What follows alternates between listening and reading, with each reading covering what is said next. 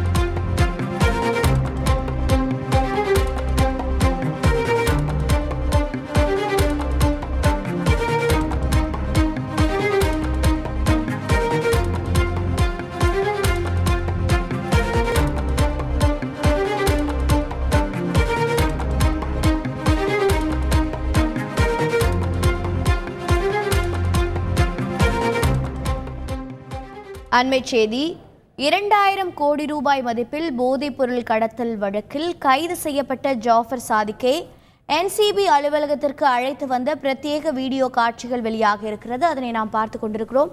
இது பற்றிய மேலும் விவரங்களை சதீஷ் மணி வழங்கிட கேட்கலாம். சதீஷ் மணி, வணக்கம். இதன் பிறகு இந்த வழக்கு எந்த கோணத்தில் செல்ல இருக்கிறது, மேலும் என்ன விவரங்கள்? வணக்கம்.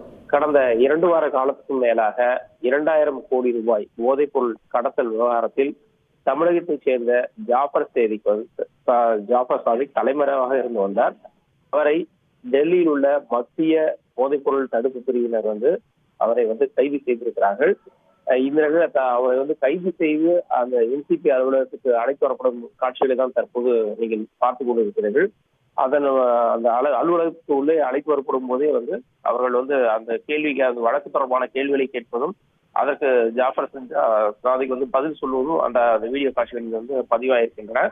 ஏற்கனவே இந்த விவகாரம் தொடர்பாக செய்தியாளரை சந்தித்த டெல்லியினுடைய மத்திய போதைப் பொருள் தடுப்பு பிரிவினுடைய கூடுதல் இயக்குனர் ஞானேஸ்வர் சிங் ஜாஃபர் சாதிக் போதைப் பொருள் மூலமாக சம்பாதித்த பணத்தில் அரசியல் கட்சிகளுக்கு கொடுத்திருப்பதும், அதே போல தமிழ் திரையுலகத்தை சேர்ந்த முக்கியமான பலரது பெயர்களும் ஜாஃபர் சாதிக்குடன் நெருக்கமாக இருந்ததும் தங்களுக்கு தெரிய வந்துள்ளதாகவும் தெரிவித்திருக்கிறார்கள். இந்த போதைப் பொருள் கடத்தல் மற்றும் அதனுடைய தொடர்பில் இருந்த அரசியல் கட்சிகள் மற்றும் திரைத்துறை பிரபலங்கள் ஆகிய அனைவருமே விசாரணைக்கு உட்படுத்தப்படுவார்கள் என கூடுதல் இயக்குனர் ஞானேஸ்வர் சிங் தெரிவித்திருக்கிறாங்க. இந்த நிலையில அந்த அலுவலகத்துக்கு கைது செய்யப்பட்டு அழைத்து வரக்கூடிய அந்த காட்சிகள் தற்போது வெளியாகியிருக்கிறது. அது இது தொடர்பாகவும் கூடுதல் விசாரணையும் நடத்தி வருவதாகவும் கூடுதல் இயக்குனர் ஞானேஸ்வர் சிங் தெரிவித்திருக்கிறார்கள். ஏற்கனவே இவரை கைது செய்யப்பட்ட நிலையில மீண்டும் போலீஸ் காவலில் எடுத்து அவரிடம் தீவிர விசாரணை நடத்தி அதன் பின்பாக இதன் பின்புலத்தில் உள்ளவர்கள் அரசியல் கட்சியை சார்ந்தவர்கள், திரைப்படத்துறையை சார்ந்தவர்கள் என அனைவரிடமும் விசாரணை நடத்த திட்டமிட்டிருப்பதாகவும் போதைப் பொருள் அதிகாரிகள் தெரிவித்திருக்கிறார்கள். தகவல்களை வழங்கியதற்கு நன்றி சதீஷ் மணி. காங்கேயம் முத்துவின் ஒரிஜினல் வின்னசஸ் பிராண்ட் அரிசிகள் தரத்திலும் சுவையிலும் என்றும் நம்பர் 1.